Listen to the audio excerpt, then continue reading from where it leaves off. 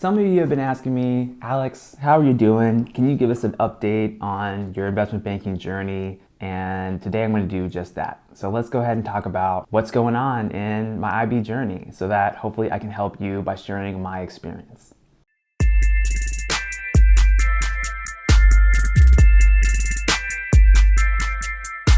All right. Welcome to Investment Banking Insights. This is the only show absolutely dedicated to helping you learn both the technical and non-technical aspects of the investment banking process.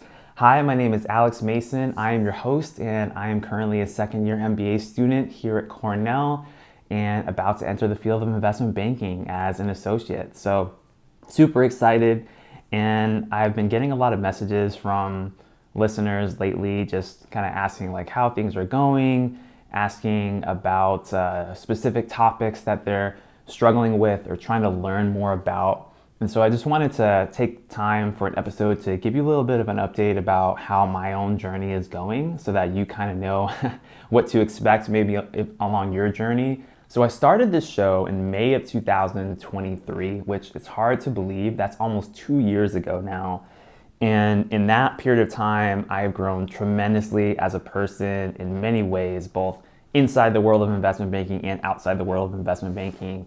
Just some reflections that I have are, it's really quite a quick journey to kind of do the whole recruiting process. There's really not a lot of time when you think about it. Like if you're going into an MBA process, you're starting your recruiting around August, September, and you're usually done by December, which is only a 3 or 4 month period of time. And as an analyst, I think it's a little bit longer. Maybe you're starting networking in say like September, October, and then recruiting heavily in January, February, and then you're usually done like shortly after that. If you're looking to get into investment banking, one thing that I've learned, I've had some conversations with some of you guys who are in the recruiting process now, like start early, start preparing early if you're thinking about this process, because it's really tough to be in a situation where the on-cycle recruiting phase has passed and you're just kind of like trying to network and do all of those things in terms of applying and interviewing when firms kind of already have those slots filled up. So that's one reflection that I've had recently is it really helps to start early. That's one thing that helped me is I was preparing my technicals 3 months before like the formal process was starting so that I didn't really have to worry about technicals as much. I could focus more on the networking side of things and on my behaviorals. So I would encourage you to do the same thing if you're early on in your journey, especially, is don't wait and just start getting going with whatever it is.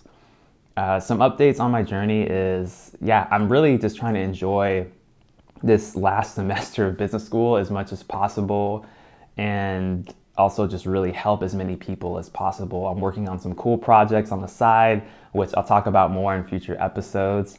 But it's really just humbling to be able to meet so many people who are going through this process and have experienced a lot of the same things that I've experienced. One thing that I want to bring up is I've noticed that there's kind of like two main groups of people going into investment banking. You got the people who are going through a structured recruiting process, whether it's at your college, university, or at a grad school program, like an MBA program like I'm in, or you have people who are doing some sort of unstructured recruiting process. Maybe they just graduated college and kind of missed the boat and are now trying to get into the industry.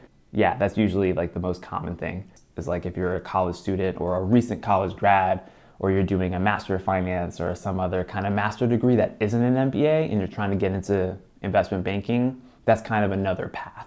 And one thing that I've seen both groups kind of struggle with is this networking piece. I keep hearing about it, and I've had some episodes on the show related to networking, so let me know if you think it'd be more helpful to do more episodes like that. It's so hard sometimes to understand exactly how to approach bankers and do it in a way that gets you noticed, right? That helps you move forward to that next step. what I've been telling people in some conversations I've had recently is you really have to focus on the human connection, right? If you're sitting at a table with someone and they're asking you questions, they're talking with you, if you're on a Zoom call and you're doing a coffee chat, like it's not good enough to kind of sit there and nod your head and ask a couple questions about banking and like answer technicals and just kind of sit there and be like, all right, am I good? Like, this is not an exam. This is not a test where you show up and you answer questions, and then if you answer enough questions right, they move you on to the next round. This is all about building rapport and relationships so that people feel like they trust you, they feel like you are competent enough to do the job, and that they might actually like working with you one day, right? That's what this is about. That's what networking is about. When I've had a lot of conversations recently with listeners of this show, it's been like, why am I not getting moved to the next round?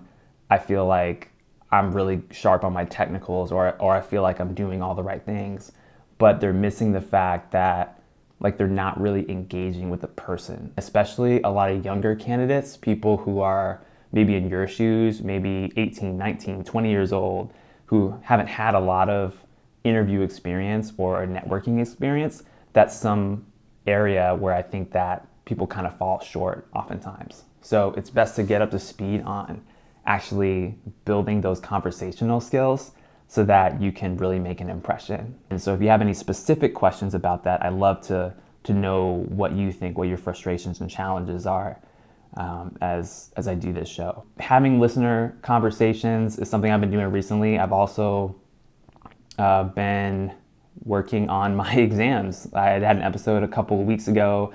I'm studying for my FINRA exams right now. So my SIE Security Industry Essentials exam, I think I'm like 50% of the way done studying for that. I feel like I probably should have been studying more, but that's an exam I think I'll take a couple of weeks from now. And then my Series 63 exam, which is another one that I have to take before I work full-time as an investment banker. I'm just hitting the books and just learning a lot of that stuff. The good news is I think the technicals of the recruiting process, they do prepare you pretty well for the SIE because a lot of the content is the same. It's like, this is how bonds work, this is how equities work, that kind of stuff. But there's also a lot of legal memorization things that you have to know. Like, 90% of the assets of a REIT have to be real estate related in order to qualify as a REIT. Like, those kinds of rules are not covered in the technicals for investment banking recruiting. So once you get to that phase, just know that you're going to have to be memorizing a lot of kind of legal jargon and rules and things like that. But hey, it's all very doable stuff. I think especially once you've gotten your offer and you're just focused on passing the license exams, you're going to be fine if you put the time in. So those are just some thoughts of like where I'm at now, prepping for SIE, prepping for Series 63, wrapping up these final courses for graduation at Cornell, and just trying to give back as much as possible, right? Like, I have this beautiful luxury of time right now, and so I just want to make sure that I'm helping as many people as I can on this journey.